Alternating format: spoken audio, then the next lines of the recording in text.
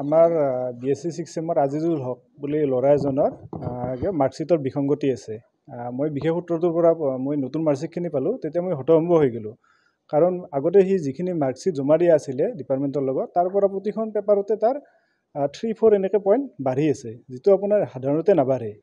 আৰু লগে লগে মোৰ মূৰত খেলালে যে আপোনাৰ ৰিভ্যালুৱেশ্যন কৰিলে মেক্সিমাম 2খন পেপাৰতে ৰিভ্যালুৱেশ্যন কৰিব পাৰি, কিন্তু তাৰ গোটেইখন পেপাৰতে ৰিভ্যালুৱেশ্যন মাৰ্কটো বাঢ়ি আছে। তাৰপিছত আজি তাক মই মাতিলোঁ, সি আচলতে প্ৰেক্টিকেলৰ বহি দেখাব আহিছিলে।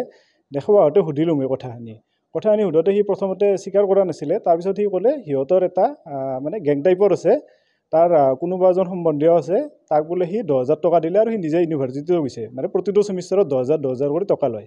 ইউনিভাৰ্চিটিতো মানে মানুহ আছে সিহঁতৰ তেনেকৈ মানে ভৰায়। ঠিক আছে, মই সেইখিনি কথা লৈ কিনে মই তাক এক্সাম ব্ৰাঞ্চলৈ লৈ আহিলোঁ। এক্সাম ব্ৰাঞ্চৰ আগতে সেইখিনি কথাই ক'লে।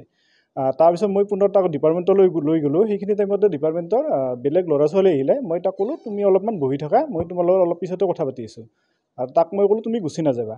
সি লগে লগে কি হ'ল, সেইখিনি মই চাইন কৰিব ল'লোঁ ডিপাৰ্টমেণ্টত কিবা এটা বস্তু, লগে লগে সি মানে পলাই দিলে। পলাই দি সি ফোনটো ৰিচিভ নকৰে, একো নকৰে। লগৰ ল'ৰাকো মই ফোন কৰিলোঁ, সিহঁতেও ফোনটো ৰিচিভ নকৰে। তাৰপিছত মই তাৰ ঘৰৰ নম্বৰটো ল'লোঁ ডিপাৰ্টমেণ্টৰ পৰা।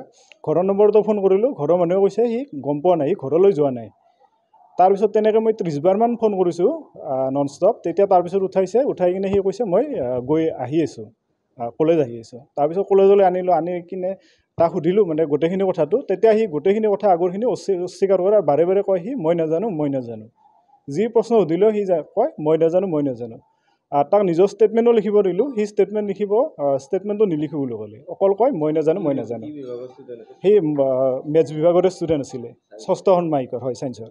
যিটো চক্ৰ আছে নম্বৰ বঢ়োৱা, এই চক্ৰটো পুলিয়ে পখালে উভলিব লাগে। এই চক্ৰটোত আপোনাৰ একদম কলেজীয়া লেভেলৰ ষ্টুডেণ্টৰ পৰা একদম ইউনিভাৰ্চিটিৰ কিছুমান কৰ্মচাৰী পৰ্যন্ত জড়িত হৈ আছে। এই চক্ৰটোৰ কাৰণে বহুতো ল'ৰা ছোৱালী যিবোৰে প্ৰাপ্য হাৰত নম্বৰ হ'ব লাগে সেইমতে নাপায়, আৰু কিছুমান নাপাবলগীয়া ল'ৰা ছোৱালীও বেছি মাৰ্ক লয় আৰু তেনেকৈ ইউনিভাৰ্চিটি চিট লৈ বহি থাকে। গতিকে মই প্ৰশাসনক আহ্বান জনাইছোঁ, এই চক্ৰটো যিমান সোনকালে পাৰে সিমান সোনকালে যেন পুলিয়ে পখালিয়ে উভালি পেলায়।